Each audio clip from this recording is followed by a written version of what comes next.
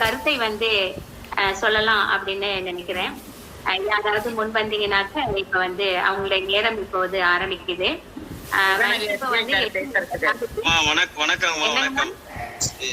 வணக்கம். விருது கேட்டிருந்தீங்க, அந்த இது எடுங்களேன். விருது கேட்டிருந்தீங்க, விருது உங்களுக்கு காமிச்சிடுறேன். வாங்கல, கொடுத்திருக்காங்க.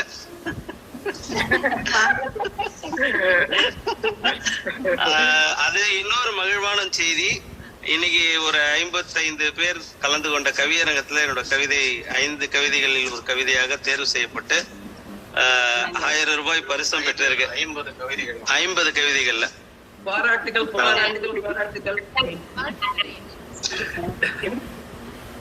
இதான் அந்த விருது, கவி செல்வர் விருது. சிறப்பு பாராட்டுகள் ஐயா. மிக்க மகிழ்ச்சிங்க, மிக்க மகிழ்ச்சி.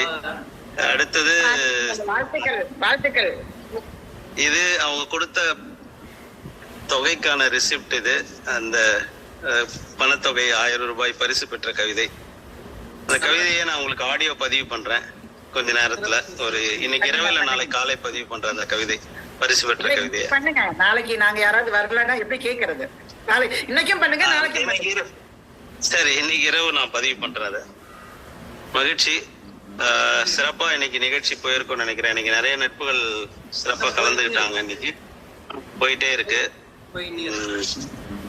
சனிக்கிழமை தொடர்ச்சியா கிட்டத்தட்ட அக்டோபர் மாதம் வரலையும் சனிக்கிழமை ஞாயிற்றுக்கிழமைகள்ல நிகழ்வுகள் இருந்துகிட்டே இருக்கு. அதனால நம்மளுடைய நிகழ்வுகளுக்கு வர முடியாத மாதிரி ஒரு சூழல் இருக்கு. சில நேரங்கள்ல ஞாயிற்றுக்கிழமை கவியரங்கமும் நடத்த முடியாம மற்ற தோழமைகள் யாருன்னா நடத்த ஏற்பாடு பண்ணிட்டு இருக்கேன். தொடர்ச்சியா இப்போ நிறைய பேர் நம்ம இந்த நிகழ்ச்சியில கலந்துரையாடலாம் வாங்க அப்படின்றதுல, இல்ல வாங்க பேசலாம், வாங்க பாடலாம்ன்ற நிகழ்ச்சிக்கு நல்ல ஆதரவு கிடைச்சிட்டே வருது. இன்னும் கொஞ்சம் அதை நல்லா ஸ்ட்ரீம்லைன் பண்ணி நம்ம வந்து கரெக்டா நேரத்துக்கு கொஞ்சம் எல்லாத்தையும் கொஞ்சம் சிறப்பா பண்ணோம்னா இன்னும் நல்ல ஆடியன்ஸ் வந்து நம்ம இன்னும் சரிவாவாங்க. என்னன்னா இது வந்து நிறைய பேருக்கு அவங்களுக்கு ஒரு வெண்டா இருக்கும். அதுதான் நான் சொல்ல விரும்புறேன். சைக்காட்ரிஸ்ட் கிட்ட போனீங்கன்னா அவங்க என்ன சொல்லுவாங்க, இல்லைன்னா வந்து நீங்க எதனா ஆசிரியர்கள் கிட்ட இல்ல டியூட்டர் கிட்ட போனீங்கன்னா அவங்க சொல்லுவாங்க, நீங்க இப்ப ஒரு ஒயிட் தாள் எடுத்துக்கிட்டு நீங்க செஞ்ச நல்லதை எழுதுங்க, நீங்க செஞ்ச தப்புகள்லாம் எழுதுங்கன்னுவாங்க. அதுக்கப்புறம் அந்த ஃப்ரீக்வன்சி எத்தனை முறை நீங்க அந்த மாதிரி செஞ்சீங்கன்றதை எழுதுங்க அப்படின்னு சொல்லும் போது உங்களுக்குன்னு தெரியாம உங்க ஆழ் மனசுல வந்து என்ன ஆகும்னா அந்த மாதிரி செயல்பாடுகள் வந்து உங்களுக்கு பதிவானது எல்லாமே நீங்க வந்து அதை வெளியே சொல்லும் பொழுது உங்களை அறியாம அது உங்களை விட்டு வெளியே வந்துடும். அந்த கெட்டதெல்லாம் இப்ப நல்லதெல்லாம் உங்களுக்கு இன்னும் அதை ரீகலெக்ட் பண்றதுக்கு ஒரு வாய்ப்பா அது அமையும். அந்த மாதிரியான ஒரு சூழல் வந்து அவங்க சொல்லுவாங்க. இப்ப நம்ம அதை என்ன பண்றோம்னா இலவசமாவே நம்மளுடைய ஆழ் மனசுல என்ன தங்கி இருக்கோ, என்ன ஒரு ஏக்கம் இருக்கோ, என்ன ஒரு எதிர்பார்ப்பு இருக்கோ, அதை வந்து இந்த நிகழ்வின் மூலமாக நாம் வெளிப்படுத்துகிறோம். ஒரு பேச்சாக இருக்கட்டும், பாடலாக இருக்கட்டும், கவிதையாக இருக்கட்டும், இல்ல உரையாக இருக்கட்டும், எதுவாக இருந்தாலும் இந்த நிகழ்வின் மூலமாக நாம் வந்து அதை வெளிப்படுத்துகிறோம். அந்த வெளிப்படுத்துகிற அந்த தன்மையின் மூலமாக நமது மனம் அந்த சில மணி நேரங்களுக்கு நிச்சயமா வந்து அது வந்து ஒரு அமைதியான நிலையும் மகிழ்ச்சியான நிலையும் நம்ம மனம் நம்மளை அறியாமலே அது பெறும் என்பதில் நிச்சயமா நான் நம்புறேன். ஏன்னா நிறைய நேரங்கள்ல மன இறுக்கத்தோடு இருக்கிற சூழல்கள்ல நிமிருடைய கவியரங்கங்கள் நடத்தி இல்ல பட்டிமன்றங்கள் நடத்திட்டு போகும்பொழுது ஒரு மனம் வந்து மிக லேசாக இருப்பதை நான் உணர்ந்திருக்கிறேன்.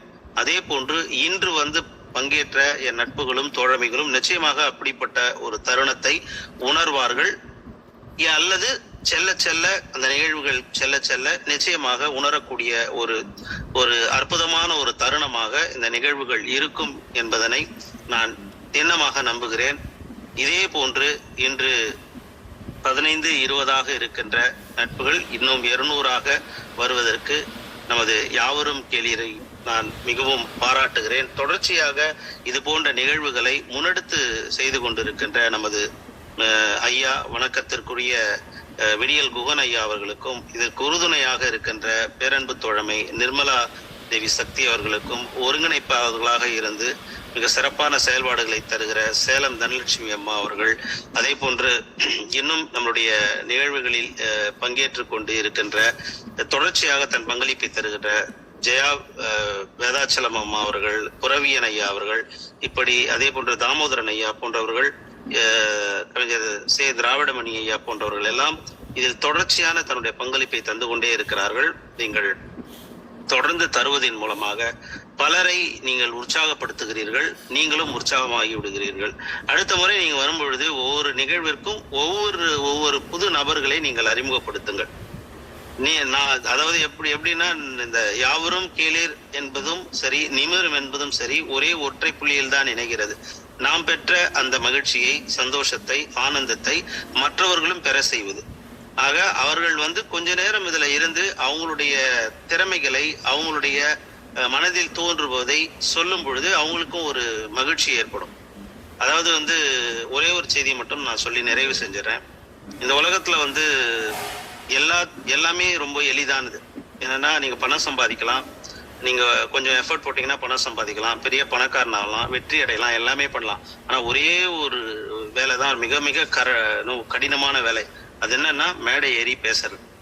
மேடை ஏறி பேசும்போதுதான் எவ்வளவு செல்வந்தனாக இருந்தாலும் சரி, எவ்வளவு கற்றவர்களாக இருந்தாலும் சரி, அந்த மேடையை பிடிக்கும் பொழுதே அவன் கைகாலெல்லாம் நடுங்கிறத நான் பார்த்திருக்கேன். எத்தனையோ பேர் வகுப்பெடுக்கிற ஆசிரியர்கள் கூட பல பேர் மத்தியில் மேடையில் ஏறும் பொழுது அவர்களுக்கு அந்த நடுக்கம் வருவதையும், ஒரு பயம் வருவதையும், ஒரு பதட்டம் வருவதையும் நான் உணர்ந்திருக்கிறேன். நீங்கள் இந்த நிகழ்விற்கு வாருங்கள், உங்களுடைய பதட்டத்தை குறைத்துக் கொள்ளுங்கள். மேடையை கையாளுவதை மிக சரளமாக இந்த நிகழ்வின் மூலமாக நீங்கள் ஒரு பயிற்சியாக எடுத்துக்கொள்ளலாம். அப்படி இந்த சனிக்கிழமை தோறும் நடக்கின்ற இந்த மாலை நிகழ்வை உங்களுக்கு பயனுள்ள நிகழ்ச்சியாகவும், உங்களை தயார்படுத்திக் கொள்ளக்கூடிய ஒரு பயிற்சி பட்டறையாகவும் நீங்கள் மாற்றிக்கொள்ளுங்கள். இது உங்களுக்கான களம். உங்கள் தேவை என்னவோ அதை அறிந்து உங்களை நீங்களே இங்கே பூர்த்தியிட்டி தயார் செய்து கொள்ளுங்கள் என்று சொல்லி அற்புதமான நிகழ்வை நடத்தி கொண்டிருக்கின்ற என் பேரன்பு தோழமைகள் அனைவருக்கும் நன்றி பாராட்டி என்னுடைய சிற்றுரையை, என்னுடைய சிறு கருத்தை இங்கே சொல்லி நான் நிறைவு செய்கிறேன். பேரன்புடன் இரவு வணக்கங்களுடன் உங்கள் கா. பாபு சசிதரன். நன்றி, வணக்கம். வணக்கம். வணக்கம். நன்றி, வணக்கம் ஐயா. மகிழ்ச்சி. ரொம்ப நல்ல அருமையான கருத்துக்களை நீங்க பகிர்ந்திருக்கிறீங்க. உங்களுக்கு கிடைச்ச இந்த சின்ன நேரத்துல கூட இந்த நிகழ்ச்சியில வந்து கலந்துக்கணும் அப்படின்ற ஒரு ஆர்வத்தை நாங்க வந்து பாராட்டுறோம். மிக்க நன்றி. ஆர்வத்தோட அவர் கலந்துக்கிறது கூட பெரிய விஷயம் இல்ல, மத்தவங்களை ஊக்குவிக்கிறாங்க பாருங்க. யான் பெற்ற இன்பம் பெருக இவ்வையகம் அப்படின்னு தான் ஆரம்பத்துல இருந்து ஃபர்ஸ்ட் நிகழ்வுலயே அவரை பத்தி நான் சொல்லியிருக்கேன். இது அந்த மாதிரி தான். அவர் வந்து கிடைக்கிற நேரத்துல அடுத்தவங்களுக்கு எப்படி எல்லாம் ஊக்குவிக்க முடியும், அவர்களை எப்படி முன்னுக்கு கொண்டு வர முடியும் அப்படிங்கிற ஒரு வழிமுறைகளை சொல்லியே தான் அவரு பேசிக்கிட்டு இருப்பாரு. அந்த விதத்துல அவருக்கு மீண்டும் நான் நன்றி தெரிவித்துக் கொள்கிறேன். அனைவரையும் எங்களை நல்ல வழியில் இட்டு செல்வதற்காகவும் ஒரு அனைவரின் சார்பாகவும் நான் நன்றி தெரிவித்துக் கொள்கிறேன் ஐயா. ரொம்ப நன்றிங்க ஐயா. நீங்க ரொம்ப நல்ல கருத்து சொன்னீங்க. திராவிடமணி கொஞ்ச நேரத்துக்கு முன்னாடி தான் சொல்லிட்டு இருந்தாரு. முன்னெல்லாம் வந்துட்டு நாங்க கலந்துக்கிறதுக்காக வருவோம், இப்போ சனிக்கிழமை எப்போ வரும், எல்லாரும் என்னென்ன மாதிரியான போட்டிகள்ல வந்து போறாங்கன்னு எப்பமா இருக்கிறோம் அப்படின்னு சொல்லியிருந்தாரு. உங்களை மாதிரியே தான் அவரும் சொல்லியிருந்தாரு. இன்னும் மேம்படுத்துறதுக்கு என்னென்ன பண்ணலான்ட்டு யோசிக்கலாங்க ஐயா. கண்டிப்பா இந்த நிகழ்ச்சி நல்ல எண்ணிக்கையை கொண்டு சொல்லுங்க. சிறப்பு. தொடர்ந்து நல்ல செய்வங்கமா நிறைய வரவேற்புகளை பெறும், நிறைய நட்புகள் கலந்து கொள்வார்கள். தொடர்ந்து நாம் இயங்கிக் கொண்டே இருந்தால் நிச்சயமாக அந்த இயக்கத்திற்கான அங்கீகாரம் ஒரு நாள் நம்மை தேடி வரும். மிக சிறப்புங்கம்மா, மிக சிறப்பு. மகிழ்ச்சிங்கம்மா. நீங்க தொடர்ந்து நடத்துங்கம்மா. நான் இப்போ பயணத்துல இருக்கிறேன், வண்டி ஓட்டலாம் ஆரம்பிக்கிறேன். நீங்க அப்படியே தொடர்ந்து பயணிச்சுக்கிட்டே இருங்க. நீங்க சொல்லும் பொழுது நான் நிறைவு செய்யறேன். நல்லதுங்க. நன்றிங்க. நன்றி நன்றி நன்றிங்கம்மா. நன்றி நன்றிங்க ஐயா. நன்றிங்க. உங்களுடைய பயணம் சிறக்கட்டும். மகிழ்ச்சிங்க மகிழ்ச்சிங்க. பல வெற்றிகளை தொடரட்டும். அன்பும் ஆசியும். வாங்கிட்டாரு, விருது வாங்கிட்டாரு, காசோலை வாங்கிட்டாரு, சிறந்துருச்சு. இது தொடக்கம்தான். இன்னும் அவருடைய பயணத்தில் பல வெற்றி படிக்கட்டுகள் இருக்கின்றன. மகிழ்ச்சி மகிழ்ச்சி மகிழ்ச்சிங்க ஐயா. மகிழ்ச்சி. ரொம்ப நன்றிங்க. ரொம்ப நன்றிங்க. சிகரங்களை தொடரக்கூடிய நிச்சயமாக தொடர் படிக்கட்டுகளாக வானலாக ஏறட்டும். நிச்சயம். நன்றிங்கம்மா. நன்றிங்கம்மா. மகிழ்ச்சிங்க. நன்றிங்க. பாருங்க. நன்றிங்கம்மா. நன்றிங்கம்மா. புதிதாக பேசாதவர்கள். ஐயா தாமோதரன் ஐயா ஒன்னும் பேசலையே. சரி, கலந்துரையாடல் ஆரம்பிச்சிடலாமா? ஐயா பேசுதையே. நான் மட்டும்தான் பேசலையா? ஆமாங்க, நீங்க தான் பேசல. நீங்க எல்லாம் பேசியதை கேட்டு அப்படியே அதிர்ச்சியாகி அப்படியே இருக்கிறேன். மனசு நிறைஞ்சு போச்சு. அது என்ன சொல்ற, அதிர்ச்சின்னு சொல்ல முடியாது, திருப்தி ஆயிடுச்சு. மெய் மறந்து போய் நிக்கிறேன். நீங்க பாடுறீங்க, பேசுறீங்க எல்லாம் பார்க்கும்போது இந்த நிகழ்ச்சி மிக சிறப்பாக போய் கொண்டிருக்கிறது என்பதில் எந்தவித மாற்று கருத்தும் சொல்ல வேண்டிய அவசியம் இல்லை என்கின்ற அளவிற்கு சென்று கொண்டு இருக்கிறது. புதிய புதிய அன்பர்கள்லாம் வந்துகிட்டு இருக்காங்க, புதிய புதிய கருத்துக்கள் வந்துகிட்டு இருக்கு. நிறைய பேர் வர்றாங்க, பரவாயில்லை. இது ஒரு ஆளுக்கு 5 நிமிடம் மனம் திறந்து பேசுங்கிறது நெஞ்சை தொடக்கூடிய ஒரு விஷயமா மாறிட்டு வருதுங்கிறத நிச்சயமா புரிஞ்சுக்க முடியுது. அந்த வகையில இந்த நிகழ்ச்சி சிறப்பா செல்கிறது. திரு பாபு சசிரன் அவர்கள் நம்முடைய இந்த நிகழ்ச்சிக்கு ஒரு அடித்தளமாக அமைந்து எப்போது நம்மளை ஊக்குவித்துக் கொண்டு இருப்பது பெரும் பாராட்டுக்குரியாகவும் நமக்கு ஒரு பெரும் மகிழ்ச்சிக்குரியதாகவும் அமைந்திருக்கிறது. அதே போல விமலா சக்தி அவர்களுடைய ஒருங்கிணைப்பு என்பது நாளுக்கு நாள் மெருகேறி கொண்டே இருக்கிறது. நிறைய பேர் வருகைதான் காரணமாக அமைந்திருக்கிறது. அவருக்கு நன்றி சொல்வது மிகுந்த பொருத்தமானதாக இருக்கும். அதே போல ஜெயா வேதாசலம், தனலட்சுமி போன்றவர்களாம் வாரத்துக்கு ஒரு முறை நெறியாளுகையை செய்து சிறப்பாக கொண்டு சென்று கொண்டிருக்கிறார்கள். அதே போல இன்று புதிதாக இணைந்த மின்னல் கொடி அவர்கள் நெஞ்சி பொறுக்குதிலே என்று துவங்கினார். மனம் திறந்து பேசுங்கள் சொல்றோம், மனம் திறக்க சொன்னே நெஞ்சில் இருக்கிறதெல்லாம் அப்படியே கொட்டிக்கிட்டு இருக்குது. எல்லோருமே மனம் திறந்து பேசுகிறார்கள். தன்னுடைய நெஞ்சத்திலே வழியாக இருக்கக்கூடிய விடயங்களை எல்லாம் இங்கு முன்வைக்கின்ற போது அது பொதுவா இன்னைக்கு பேசியதுல பலரும் பேசியதில் அந்த பாலியல் குற்றங்களுக்கு எதிராகத்தான் பேச்சு வந்தது. அது சம்பந்தமாக ஒரு ஆண் சமுதாயத்தையே குறை கூறி பேசுவது போல இருக்கிற போது எனக்கு அது ஒரு வெட்கத்தை தரக்கூடியதாகத்தான் இருக்கிறது, தலைகுடிவை தரக்கூடியதாகத்தான் இருக்கிறது என்பதை மறுக்க முடியவில்லை. ஆனால் நான் யோசித்து பார்க்கிறேன், இது ஆண்கள் மட்டுமே குறை சொல்லக்கூடியவர்களாக அமைந்திருக்கிறார்களா? ஏன் இந்த ஆண்கள் மட்டும் இப்படி நடந்து கொள்கிறார்கள்? இதுக்கான புற சூழல் என்ன, அகச்சூழல் என்ன? இது ஏன் நடக்கிறது? எப்போதும் நடப்பதுதானா? இப்போதுதான் அதிகமாக தெரிகிறதா? இல்ல முன்னெல்லாம் தெரியாம இருந்ததா? இப்படி எல்லாம் பார்க்கும்போது ஏற்கனவே ஒரு ஜெயா வேதாசலம் அந்த காலத்திலேயே ஒரு நடந்த சம்பவத்தை பற்றி எல்லாம் சொன்னார்கள், அதுவும் நினைவுக்கு வருகிறது. ஆக எப்போதும் நடப்பதுதான் இப்போது அதிகமாக வெளியே தெரிகிறதோ என்று கூட என்ன தோன்றுகிறது. எப்படி இருந்தாலும் இந்த ஆண்கள் வெட்கப்பட வேண்டிய ஒரு விஷயமாக இருக்கிறது என்பதிலே மாற்று கருத்து கொள்ள இடம் இல்லை. ஆனால் ஆண்கள் மட்டுமே வெட்கப்பட வேண்டியவர்களாக இருக்கிறார்களா அப்படின்னு ஒரு கேள்வி எழுது. ஏன்னா எல்லா ஆண்களும் பெண்களிடம் தான் வர்றாங்க.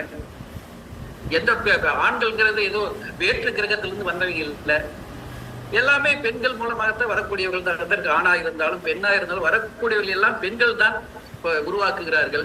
அப்படி இருக்கின்ற போது பெண் சமுதாயத்தின் மூலமாக வரக்கூடிய ஆண்கள் மட்டும் குற்றங்களுக்கு காரணமாக இருப்பது என்பது ஏதோ அதில் ஏதோ நாம் இன்னும் யோசிக்க வேண்டியது இருக்கிறது. ஏதோ அவங்களை இந்த போன்ற செயல்களுக்கு உட்படுத்தக்கூடிய புற சூழல்களும் அகச்சூழல்களும் ஏதோ இருந்து கொண்டே இருக்கிறது. அது ஆணாதிக்க மனோபாவம் என்பது மட்டுமே சொல்லிவிட முடியாது. ஆணாதிக்க மனோபாவத்தில் வரக்கூடியதுதான் இது என்று நாம் அதை ஒரு குறைவாக மதிப்பிட்டு அதை ஆண்களுக்கு மட்டுமே உரிய ஒரு பிரச்சனையாக ஒரு குற்றத்துக்குரிய தன்மையாக மாற்றிவிட முடியாது என்பதுதான் என்னுடைய கருத்து.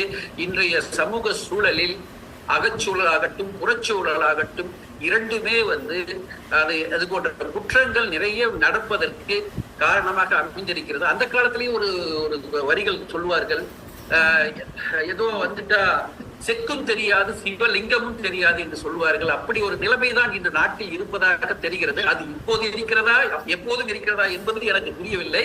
ஆனால் இப்போது அதுக்குத்தான் அதைத்தான் நாம் பார்க்க வேண்டியதாக இருக்கிறது.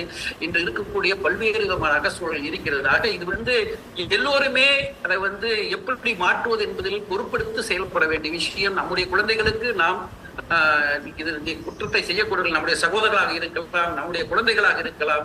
ஆக நமக்கும் எல்லா விதமான பொறுப்பும் இருக்கிறது.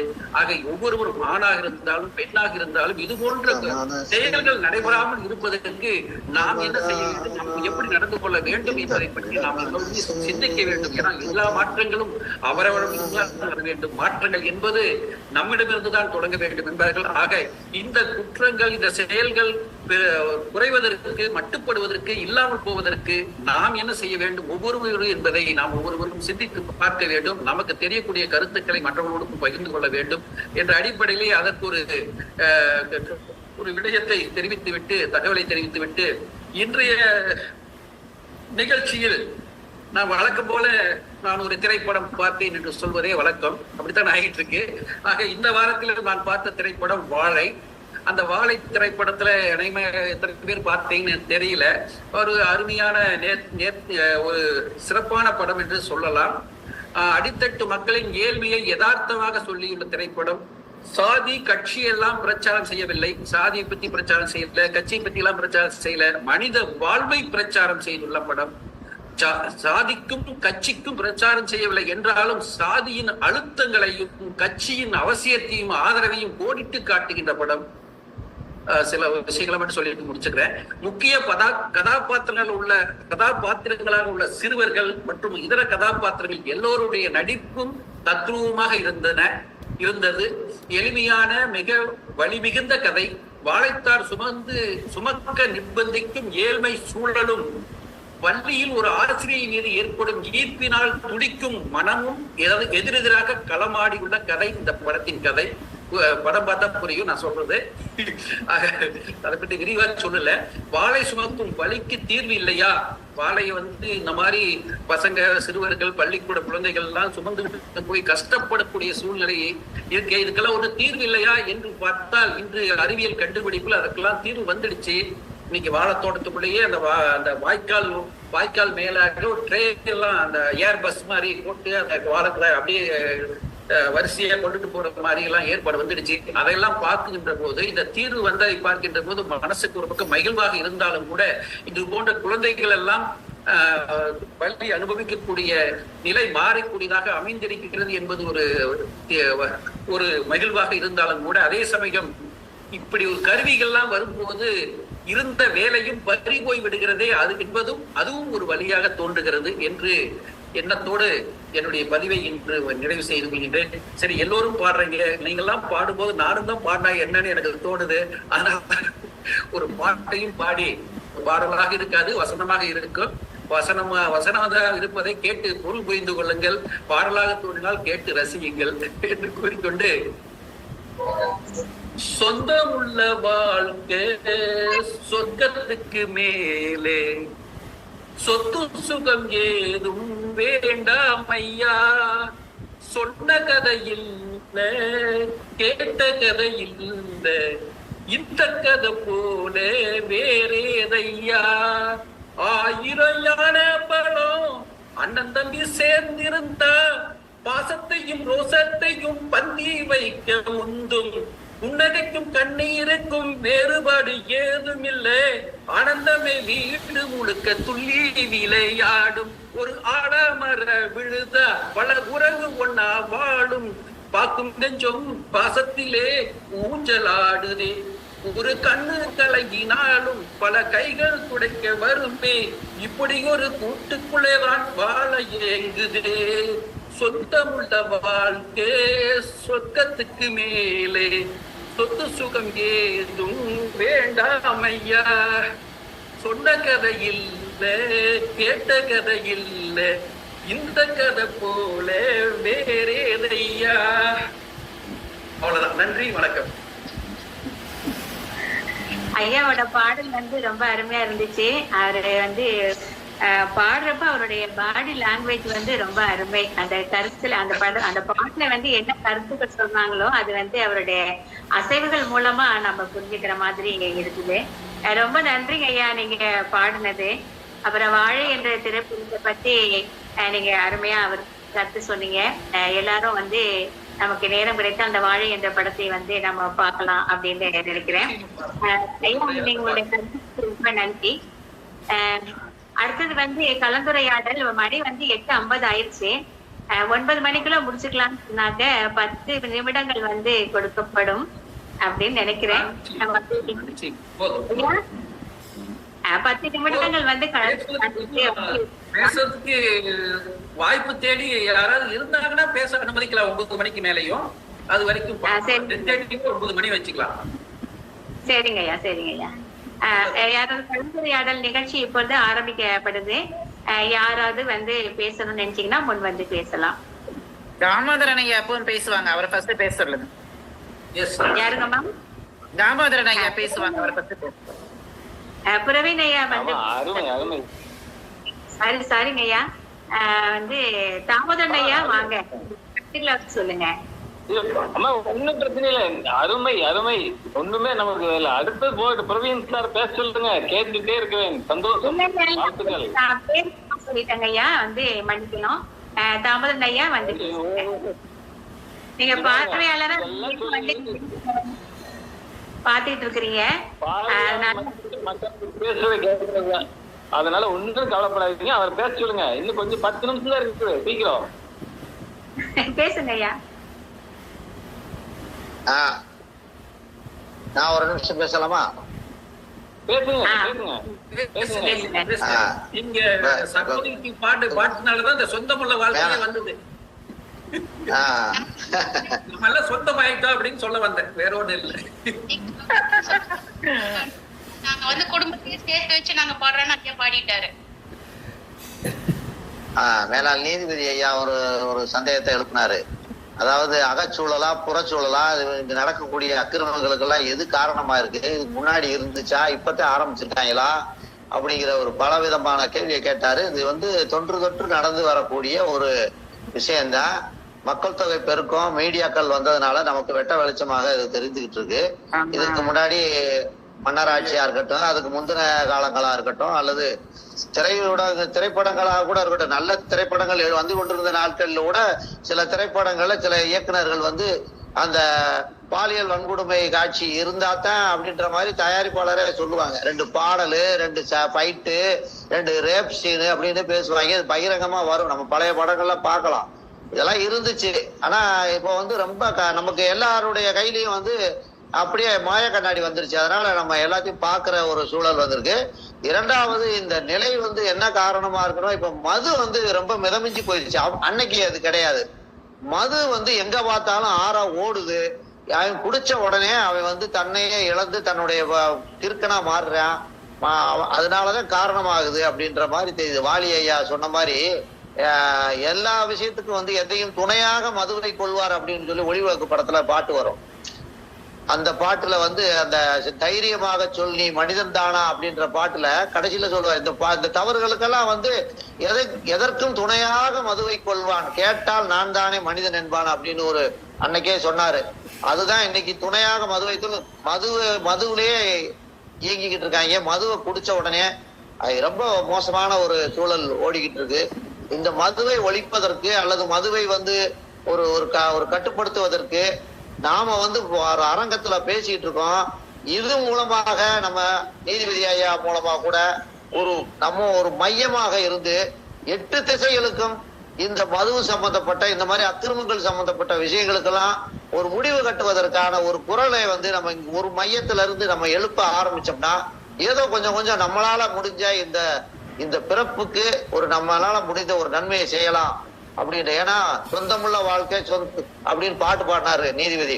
நம்ம எல்லாம் ஒன்றுபட்டால் நிச்சயமாக அது நடக்கும். நம்ம பேசுறது வந்து ஏதோ பொழுதுபோக்குக்காக இல்லாமல் சமூகத்தை பத்தி தான் பேசிக்கிட்டு இருக்கோம்.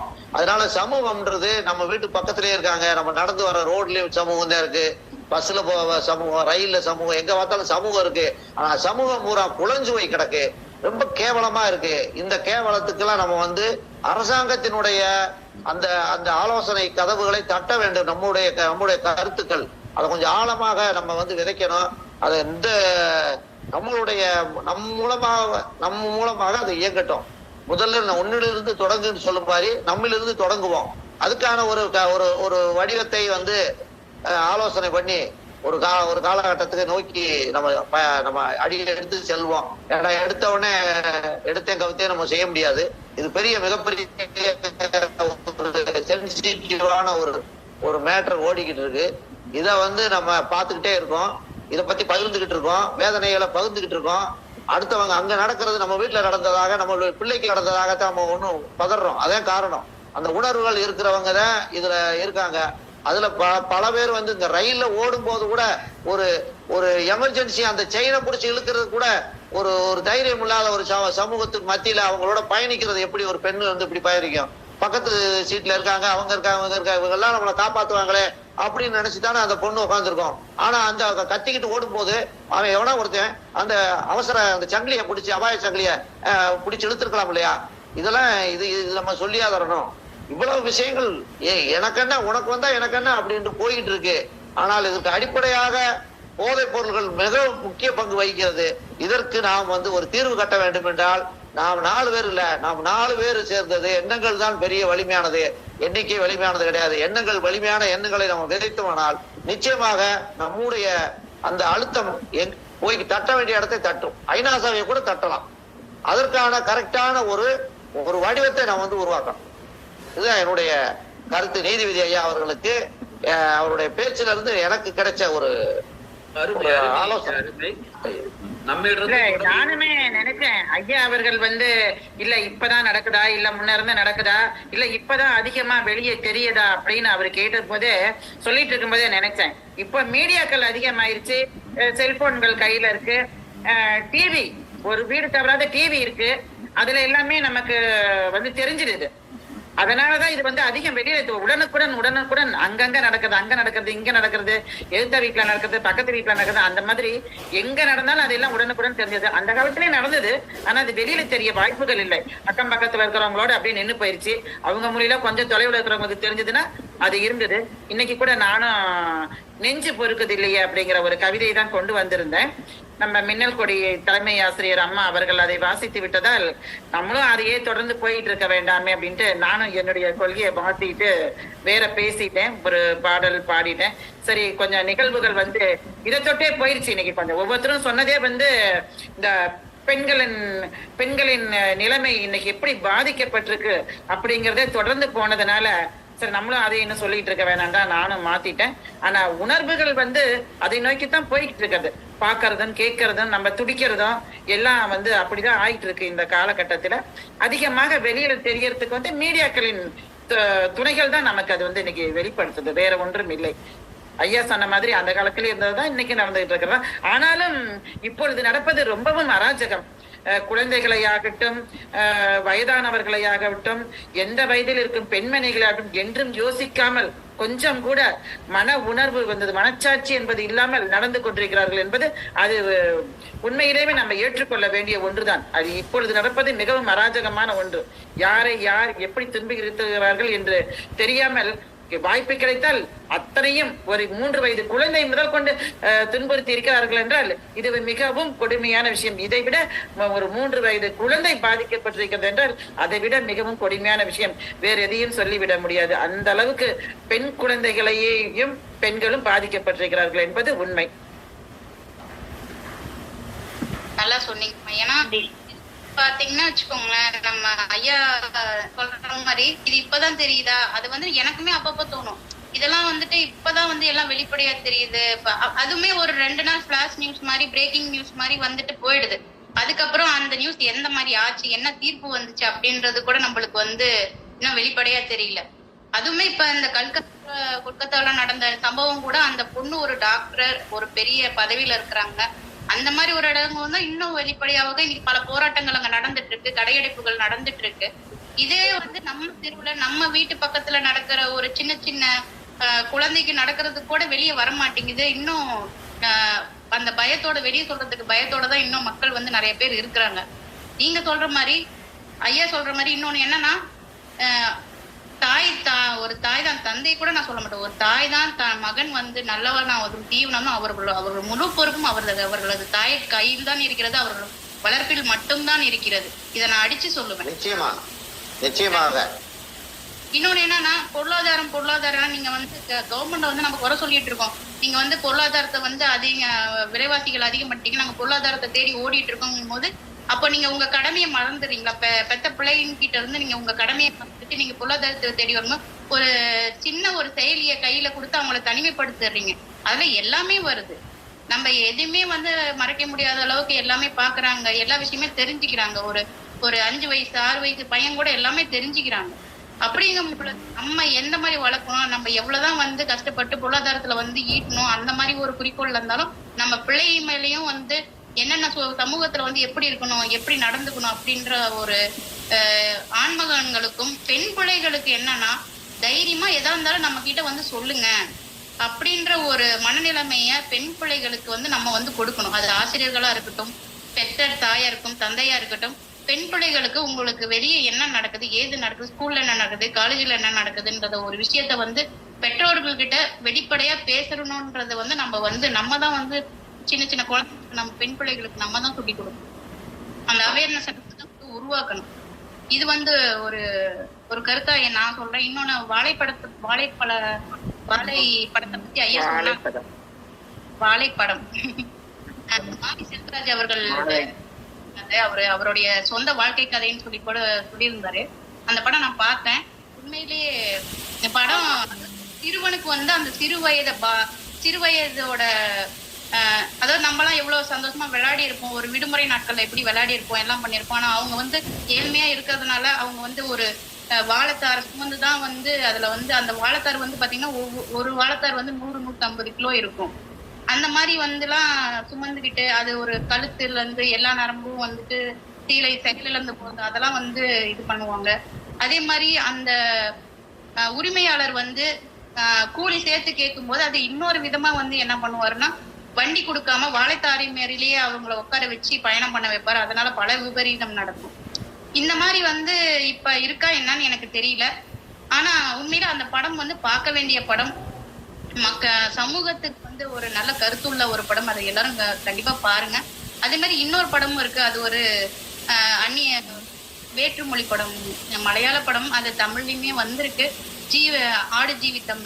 அது வந்துட்டு பாத்தீங்கன்னா, நம்ம நாட்டுல இயற்கை வளங்கள் எவ்வளவோ இருக்கு, வேலைகள் எவ்வளவோ, சுய தொழில் செய்யலாம், எல்லாமே பண்ணலாம். ஆனா யாரோ என்னமோ சொன்னாங்கன்னு சொல்லிட்டு நம்ம தெரியாத இடத்துல வந்துட்டு வெளிநாடு போய் தங்கி அங்க வந்து நம்ம வந்து நல்ல வேலை வாங்கி கொடுக்குறோம், ஏசி ரூம்ல வாங்கி கொடுக்குறோம்னு சொல்லிட்டு அங்க போய் மக்கள் கஷ்டப்படுறத வந்து அணுவா அதுல வந்து சொல்லியிருக்காங்க. தமிழ்லயும் வந்திருக்கு. தயவு செஞ்சு ஆடு ஜீவிதம் இல்லையா? ஆமாங்க ஆடு ஜீவிதம் பிருத்திவிராஜ். ஆமாங்க ஐயா. அதுல வந்து பாத்தீங்கன்னா ஆல்ரெடி ஏற்கனவே வந்து தனுஷ் அவர்கள் வந்து நடிச்சிருக்காரு. ஆனா இந்த ஆடு ஜீவிதத்துல வந்து பாத்தீங்கன்னா அங்க போய் எப்படி கஷ்டப்படுறாங்கன்றத அணுவா காமிச்சிருப்பாங்க. ரொம்ப அணுவா காமிச்சிருப்பாங்க. அது வந்து கண்டிப்பா எல்லாரும் பார்க்கணும்.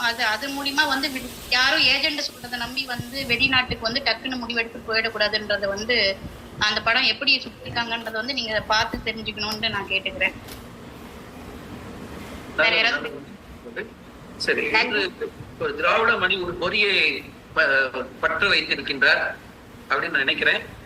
மாற்றங்களை நம்மிடமிருந்து தொடங்க வேண்டும் என்று சொல்லி இருக்கிறார். அதாவது சமுதாயம் சரியில்லை அப்படின்னு நம்ம சொல்லிக்கிட்டே இருக்கணும். சமுதாயத்தில் நாமளும் ஒரு அங்கம் தான். சமுதாயத்துல நாம இல்லாம இல்லை, நாம தனியா அங்கேயும் போயிடல. ஆக சமுதாயம் தப்பா இருக்குன்னு சொன்னா நாமளும் தப்பா இருக்குன்னு தான் அர்த்தம். அப்படித்தான் நம்ம நினைச்சுக்கணும். அப்படி பார்க்கும்போது சமுதாயத்தை திருத்திக்கணும்னா நம்மளே திருத்திக்கணும்னு அர்த்தம். அதனால மாற்றம் நம்மளிடம் தொடங்க வேண்டும் என்று நாம் ஒரு முடிவுக்கு வருகின்றோம் என்றால் எப்படியெல்லாம் நம்முடைய மாற்றங்களை செய்து கொள்ளலாம், எந்த விஷயங்களை நாம் எப்படி செய்யலாம் என்பதை பற்றி நாம் அதிகம் சிந்திப்பது பயனுள்ளதாக இருக்கும், மற்றவர்களுக்கு வழிகாட்டுவதாக இருக்கும் என்று நினைக்கின்றேன். ஆக அந்த வகையிலே இனிவரும் வாரங்களில் மாற்றங்களை எப்படி நாம் செய்யலாம், மாற்றங்களை எப்படி நாம் தொடங்கலாம் என்பதை பற்றி கொஞ்சம் கருத்துக்களை கூடுதலாக சொல்லுங்கள். நாமும் சமுதாயத்துக்கு பயன்படும் வகையிலே பேசுவோம். சமுதாயத்தை திருத்துன்னு வேண்டாம், சமுதாயத்தை நல்லபடியாக அமைக்கக்கூடியதில் நாமும் ஒரு சிறு பங்களிப்பாக செய்வோம் என்று கூறிக் கொள்கிறேன். வேறு ஏதேனும் கருத்து இருந்தால், வேறு ஏதேனும் யாரேனும் சொல்ல வேண்டிய கருத்து இருந்தால் சொல்லுங்கள். நிறைவு செய்யலாம். மணி 9 ஆகிவிட்டது. திராவிடமணி ஐயா சொன்னாங்க, ஓடுற ரயில்ல ஒருத்தர் கூட காப்பாத்தல அப்படின்னு சொல்லிட்டு அத சங்கிலியை பிடிச்சு இழுத்திருக்கலாம். அந்த பொண்ணு எத்தனை பெட்டி கடந்து ஓடி இருக்கும், யாராவது ஒருத்தராவது எழுந்து அவனை பிடிச்சு இருக்கலாம். இந்த பெட்டியில இருக்கிறவங்க பார்த்திருந்தா கூட அவங்க எந்திரிச்சு பின்னாடியே சொல்லிட்டே போனா கூட அடுத்த லாஸ்ட்ல இருக்கிற பெட்டியில இருக்கிறவங்க கூட மடக்கி பிடிச்சிருப்பாங்க. அந்த பெண்ணை இழுத்து அவங்க உட்கார்ந்து இருக்கிற ஷீட் பக்கம் கூட போட்டு காப்பாத்திருக்கலாம். இப்படி எத்தனையோ விதங்கள் இருந்திருந்தும் மத்தது எப்படி நடந்ததுன்னு நமக்கு தெரியாது. ஆனா இந்த ரயில் சம்பவம் வந்து அத்தனை பெட்டிகளை கடந்து அந்த பெண் ஓடும்போது ஒருவர் கூட அந்த பெண்ணை காப்பாற்றவில்லை. யாராவது ஒருவர் எழுந்து அந்த பெண்ணை இழுத்து பிடித்து காப்பாற்றி இருந்தார்கள், அந்த பொண்ணு பாத்ரூம்குள்ளார போய் அப்படியே மாட்டி இருக்காது. அது எவ்வளவு பெரிய நிதர்சனமான உண்மை. அதை ஏன் ஒருவர் கூட செய்யவில்லை? நமக்கு என்ன ஓடுதா அப்படின்னு அப்படியே பார்த்துட்டே வந்துட்டாங்க, அவ்வளவுதான். ஒவ்வொரு பெட்டியா கடந்து போக போக அப்படி பார்த்தாங்க, அவ்வளவுதான், அதோட விட்டுட்டாங்க. பின்னாடி இருக்கிறீங்களா, அது ஃபர்ஸ்ட் பெட்டியை கடந்து போகும்போதாவது அவங்க எழுந்து சத்தம் கொடுத்திருந்தாங்கன்னா அந்த கடைசி பெட்டிக்கு போறதுக்குள்ளார அந்த பெண்ணை காப்பாத்திருக்கலாம். ஆனா ஒருத்தர் கூட செய்யல. ஒரு பெட்டியிலையும் ஒரு 10-15 பேராவது உட்கார்ந்து இருப்பாங்க, ஆனா யாரும் செய்யல. அது எவ்வளவு ஒரு வேதனைக்குரிய விஷயம். அங்கேயே அந்த இடத்துலயே இருந்துகிட்டு யாரும் கண்டுக்கல. நமக்கு என்ன அப்படின்னு ஏதோ ஒரு டக்குன்னு ரயில் கடந்து போறதுல, பஸ் கடந்து போறதுல, இல்ல கார் கடந்து போறதுல, ரோட்ல பின்வாங்கி போற ஒரு மரம், தாவரங்கள், மனிதர்கள், வண்டி வாகனங்கள் போற மாதிரி அந்த நிகழ்வை நடத்திட்டாங்க, அவ்வளவுதான். அந்த பெண் போத அப்படி பார்த்தாங்க, அவ்வளவுதான். யாரும் காப்பாற்ற முன் வரல. நமக்கு என்ன அப்படின்ட்டு அப்படியே பேசாம இருந்துட்டாங்க. அது ரொம்ப மன வேதனைக்குரிய விஷயம். உண்மைதான். அதாவது நம்ம ரோட்ல போகும்போது கூட நிறைய விஷயங்கள்ல வந்துட்டு மக்கள் அவதிப்பட்டு இருப்பாங்க. நம்மளுக்கு என்ன, நம்மளுக்கு இதுக்கு டைம் ஆச்சு, அதுக்கு டைம் ஆச்சு, நம்ம பாட்டுக்கு போயிட்டே இருப்போம். திராவிட மன்றம் சொன்ன மாதிரி வந்து பாத்தீங்கன்னா இந்த ஒரு சொல் கூட, அதாவது நம்ம செய்வோம், நம்ம தட்டுற வரைக்கும் நம்ம சொல்லுவோம் அப்படின்ற ஒரு இது கூட ஒரு ஆண்மகன் சொல்லுவது. ஏன்னா இந்த இடத்துல பெண்கள் எவ்வளவு தயங்கி நிற்கிறார்கள். அதற்கு வந்து ஒரு ஆண்மகனின் ஒரு தைரியமாக ஐயாவுடைய வார்த்தைகளை நாம் எடுத்துக்கொள்ளலாம். வார வாரம் இனிமேல் சமூகம் சார்ந்த கருத்துக்கள் வந்து நல்ல கருத்துக்கள், நியாயமான கருத்துக்கள், நீதிக்கு தேவையான கருத்துக்களை இதற்கு மேல் செஞ்சிட்டு இருக்கோம். இப்போ அப்படிதான் சொல்லிட்டு இருக்கோம், பேசிக்கிட்டு இருக்கோம். ஒன்றும் நம்ம மாறுதெல்லாம் செய்யல. இன்னும் கொஞ்சம் அதிக கவனம் செலுத்தலாங்கிறது வேற ஒண்ணும் இல்லை. அதாவது ஒரு கவிதை வடிவிலோ கட்டுரை வடிவிலோ வந்துட்டு செஞ்சுட்டு இருக்காங்க ஐயா. இதுக்கு மேல கலந்துரையாடலா வந்துட்டு என்ன நடக்குது, என்ன மாதிரி பண்ணா நல்லா இருக்கும்ன்றத மாதிரி நம்ம பகிரலாம். அது வந்து கண்டிப்பா சமுதாயத்துக்கு ஒரு நல்ல மாற்றத்தை வந்து நம்மிடமிருந்து துவங்கும் என்று நான் நினைக்கின்றேன். அது கடைசியா வர்ற கலந்துரையாடல்ல அதை பகிர்ந்துக்கலாங்கம்மா. கொஞ்ச நேரம் கலந்துரையாடல் வைப்போம்ல, அதுல அதை பத்தி பேசினா நம்ம எல்லாருமே பேசுறதுக்கு